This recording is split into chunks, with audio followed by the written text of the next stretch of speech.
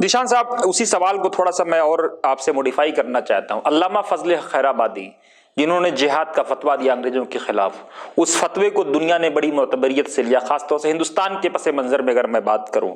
लेकिन आज वही हमारा मौलवी, मौजूदा मौलवी, जब भी कोई फतवा देता है तो सवालों के घेरे में आ जाता है। एक तरफ अल्लामा फजल खैराबादी, वो शख्सियत, वो किरदार, तसव्वुफ का वो मरकज, वो महवर, उनका वो बड़ा अपना रोल था। और आज के हमारे मौलवी कोई भी फतवा देते हैं तो क्या अक्ली शऊर की या पुख्तगी की कमी है, या कुछ अपने मसलकी बंधन है, या क्या वजह है कि सवालों के घेरे में आ जाते हैं और मिल्लत की या मसलक की नुमाइंदगी नहीं कर पाते हैं?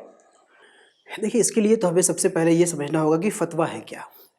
फ़तवा दरअसल एक एडवाइस है, मशवरा है, गाइडेंस है।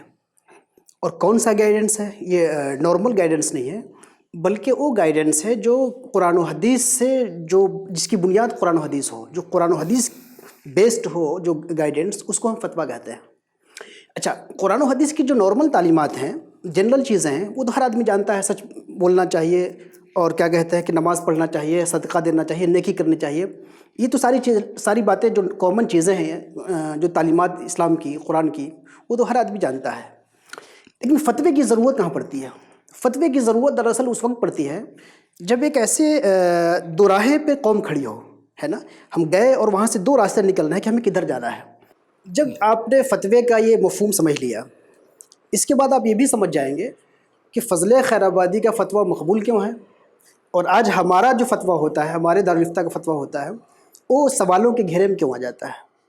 फजल खैराबादी ने उस वक्त जब कौम दोराहे पे खड़ी थी और पसुपेश में मुब्तला थी कि हम अंग्रेज़ों के ख़िलाफ़ खड़े हों कि ना हो, मर तो नहीं जाएंगे हम, हमारी जान बर्बाद तो नहीं हो जाएगी, बच्चे यतीम नहीं हो जाएंगे, बच्चे यतीम तो नहीं हो जाएंगे, ये काम करना करना सही है कि नहीं है। बहुत से लोग अंग्रेज़ों की मुलाजमत भी कर रहे हैं, तो मुलाजमतें ख़त्म हो जाएंगी, गवर्नमेंट के साथ बड़ा नुकसान हो जाएगा।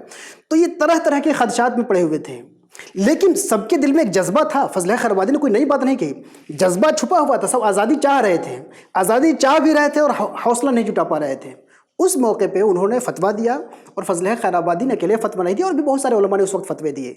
इस फतवे ने चिंगारी का काम किया। पेट्रोल पहले से मौजूद था, उसने चिंगारी का काम किया, और पब्लिक जो एक साथ जो है उठ के खड़ी हो गई।